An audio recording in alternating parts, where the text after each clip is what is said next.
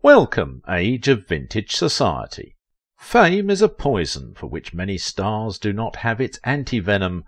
While Sellers had a talent for making people laugh, he didn't have the talent for properly managing his talent. He became consumed by it, and lost his life to it. How Peter Sellers' mental disorder tortured his loved ones. I hope you know, my viewers, how much I appreciate you. Thank you for your generous comments and for the Patreons.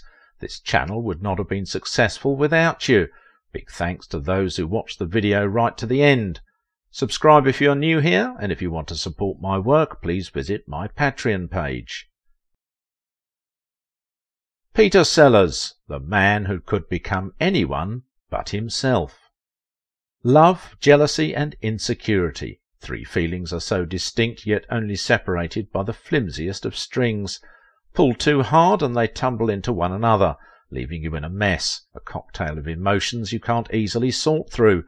You can do the meanest things and be certain you are doing it because you are in love.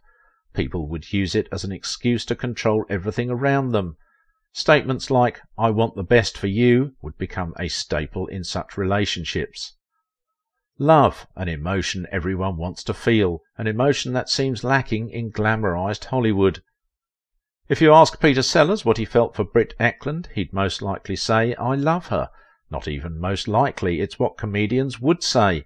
In a letter he wrote to Britt Ekland, a woman who he married after just 10 days of what was a cinematic romance, he expressed his love for her. Then he questioned why she married him and expressed his fear that she'll eventually leave. She did leave, but it was not due to infidelity, but to how love was not something that a man who didn't have a personality of himself could hold. The king of voices could be anyone, but not himself. This romance with Britt was spectacular. It felt like something out of the pages of a romance novel for Britt, who was 21 years old at the time. Steeped in the fictional world of romance novels, she felt she had found love. Their encounter was one solely based on chance, if chance were named Maurice Woodruff. Maurice Woodruff, a so-called fortune teller, accidentally engineered the meeting between Peter and Britt. As he grew older and more fractured, he came to have a taste for the occult and consulted soothsayers more than he should. Filmmakers knew that the comedic god didn't decide until he consulted Maurice and met Maurice to influence Peter to work with Blake Edwards, or B.E. The film company involved wanted Peter to take on the familiar role of the comically incompetent Inspector Clouseau. He had played the inspector in the first film, and they wanted him to reprise his role in the second Pink Panther film, A Shot in the Dark. Blake Edwards was the director of that film.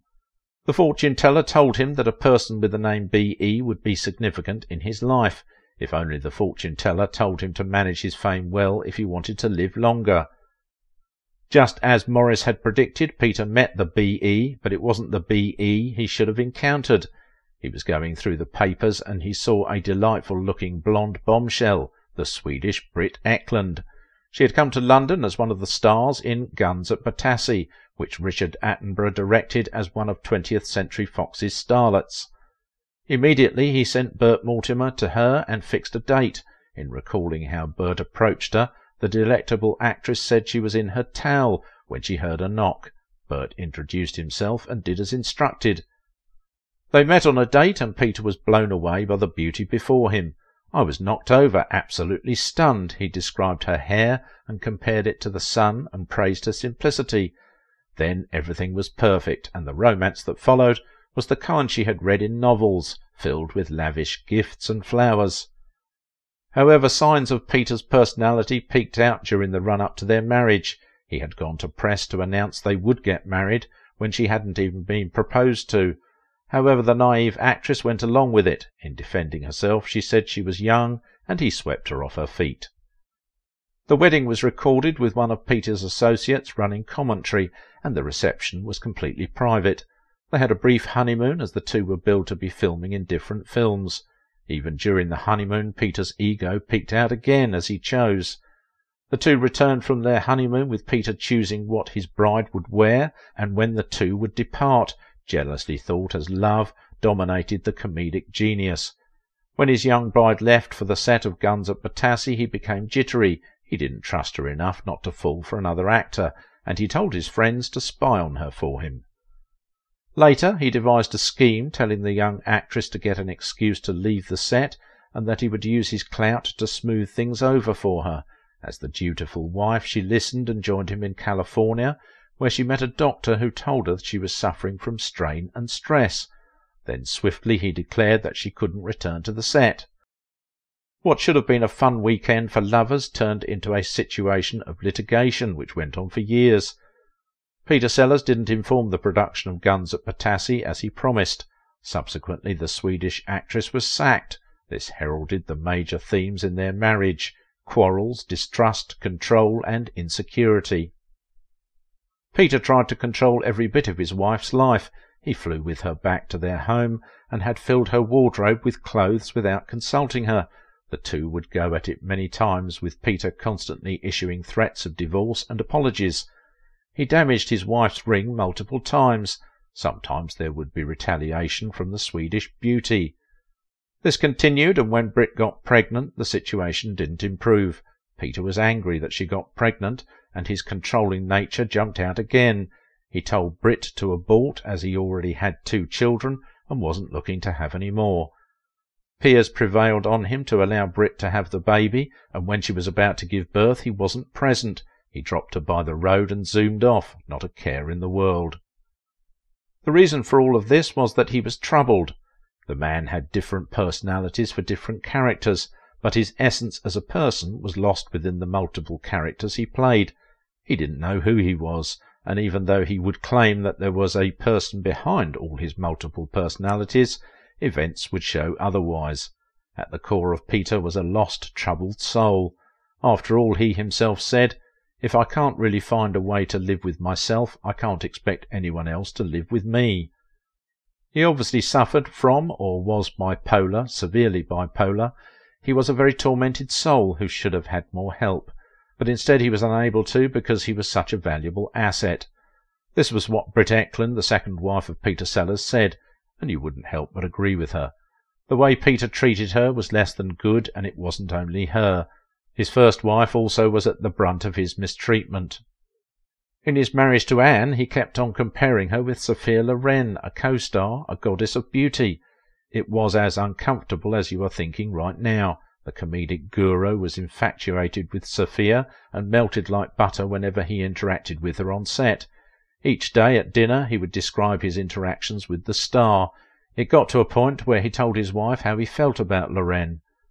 "Do you think I should divorce your mummy?" he asked his son from his first marriage, all because he was infatuated with another woman, although it became so bad that the actor began to believe and say he had a passionate sexual relationship with Loren. He even told people that the delectable Loren would soon leave her husband for him. None of these things happened, and Loren wouldn't leave her husband for him. His obsession with Loren didn't stop. It spilled over to his second wife, Britt. While the two had been having issues, one of the more prominent fights they would have was when they were contracted for the same film, The Bobo. In the film, Britt was meant to play the seductress to Sellers' singing Matador. Sellers suggested how the film should go and began by asking Britt to change her appearance. He wanted her to wear a wig to make her look like Loren. Britt would refuse, and Sellers said, "You're a lousy bloody actress. Why don't you listen to what I tell you?" It appeared that the egoistic star wanted to massage his own ego by pretending it was Loren seducing him. Speaking of ego, man had an abnormal amount of it. He wanted to be loved while he himself was incapable of it. He once disowned his 8-year-old son for something the boy said when he was 7. As his son Michael recalled, Peter came to him and asked him who his favourite parent was. The boy replied saying Mummy, but Peter didn't like it. He went red with fury, and in the next year he wrote a letter disowning his son, telling him to go and use his mother's surname. Petty, isn't it? With his other children too, their relationship wasn't much better. No wonder the book the children wrote about their relationship with him was such a bestseller. However, this wasn't the end of Peter Sellers' misadventures. Sellers would become involved with the occult. This was when he was at the height of his troubles. He battled depression, among others. However, instead of seeking professional help for his troubled mind, he chose psychics. He believed he could always be in control of everything with the readings he got. The comedic god began to follow superstitious suggestions, which became burdensome for his life and career. He wouldn't decide until he consulted his psychic, Morris, and whatever Morris said was the decision he would take. His participation in The Mouse That Roared, 1959, a film where he played 3 persons, came due to Morris's prediction. The film didn't do well in the UK, but made millions in the US.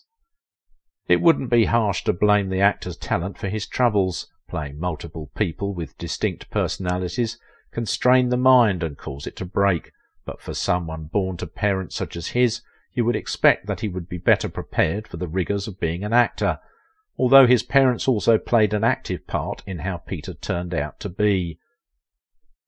It all began when Richard Henry Sellers was born September 8, 1925, in Southsea, Portsmouth. Yes, Peter wasn't his birth name, but it was the name his parents gave to his stillborn older brother. He was born in a vaudevillian family, with the arts being something he was exposed to early in life. After suffering the loss of her first child, Peter's mum was completely devoted and totally smothered him in maternal affection. Peter could do no wrong in her eyes, and she tolerated his excesses even when he aged, telling him his first wife Anne only wanted him for his body. She also had words for Brit, but such are the kind that cannot be said or written. Unknowingly, his parents, by calling him his older brother's name, didn't let him be his person, and their differences in religion didn't help either. His father being a Catholic, Sellers began by practising Catholicism, as he was fascinated by it.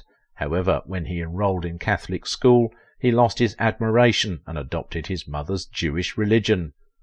Being a Jew didn't take away his seriousness towards his studies, and he excelled at his catechism better than his mates, much to his teacher's annoyance. His teacher would say, "The Jewish boy knows his catechism better than the rest of you." Sellers didn't appreciate his teacher's tone and the nickname "the Jew," which they gave him. In fact, after an interview with Peter Sellers, Kenneth Tynan, the film critic, concluded that Peter's hatred of anti-Semitism powered his desire to become an actor. However, his path to becoming an actor wasn't initially easy. Born into a family of stage entertainers, Peter followed his parents on their various shows, and he himself acted on the stage early at the age of 5.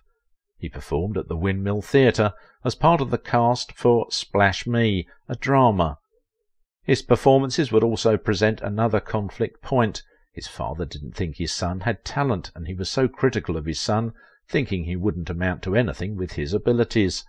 His mum, on the other hand, always encouraged him. So when Sellers got a job as a teenager, it wasn't as a stage actor, even though his job was in a theatre, and he was the son of a stage entertainer. Rather, he was a janitor, and slowly he began to be trusted and rose through the ranks until they decided to give him small roles in the stage plays. Through his job he met different professionals, and it was how he got to know Derek Altman. Those two would have their fair share of shenanigans. They shared a stage in Sellers' stage performance as one of the main guys, and they both performed under the name Altman and Sellers. In their act they went through jokes, played the ukulele, and sang. The two men would start their own detective agency as they enjoyed detective stories, but their agency didn't grow much after a potential client ripped Sellers' fake moustache off. Peter would then learn the drums and was so proficient at them that his father was impressed, and he began to get drumming jobs. However, he had to initially drop the drumsticks when he enlisted in the army, but due to his poor eyesight he got desk jobs. Soon he joined the Entertainment's National Service Association. There he developed his comedic skills and drumming ability. He explored his ability to use different voices as he copied his superior officers. He used this off the stage too, fooling fellow soldiers. It was during this time he developed voices for characters he would use in his career. Major Dennis Bloodnock, character of The Goon Show, came from here, and RAF officer Lionel Mandrake in the film Dr. Strangelove was also from this time. He played 2 other characters in that same film. Soon after his discharge he got an audition on BBC Radio after he mimicked the voice of a radio star. He performed excellently in the audition and joined the Goon Show cast in 1948. He also made 2 comedic records in the late 1950s, The Best of Sellers and Songs for Swinging Sellers. He was also acting in between, having roles in I'm All Right Jack, where he won a BAFTA award, The Lady Killers, and The Mouse That Roared, when he played multiple characters. He featured alongside the amazing Sophia Loren in The Millionairess, where he played an Indian man. He brought life to the complex Claire Quilty character of Lolita, played the incompetent Inspector Clouseau in the Pink Panther films, and was also a gardener in Being There. All of the roles he played in films contrasted how he was in real life, but they were a symptom of what he was. He could become other people to the extent that he forgot to become himself. Coupled with major bad decisions like drinking and substance abuse, the amazing comedic genius lived on the fast lane. He sped through life like his sports cars through the streets of California and the UK. The Impossible Man flirted with death a couple of times, the first being when he married the young Britt Ekland and wanted to keep up with her by taking poppers that almost popped his heart. Through studio's greed, Sellers sold himself and his life bit by bit. Through his own egotistical nature, he didn't get the open heart surgery that could have saved him. The man died with regrets, never completely mending his relationship with his children and reversing his decision to increase their claims to his estate after his death. For a man that made people laugh, Sellers was filled with bitterness and sadness. It's not just mental illness that can make you as desperate for life as Peter Sellers. Why Mel Brooks wanted to jump off the roof due to his debts. Let's find out from this video.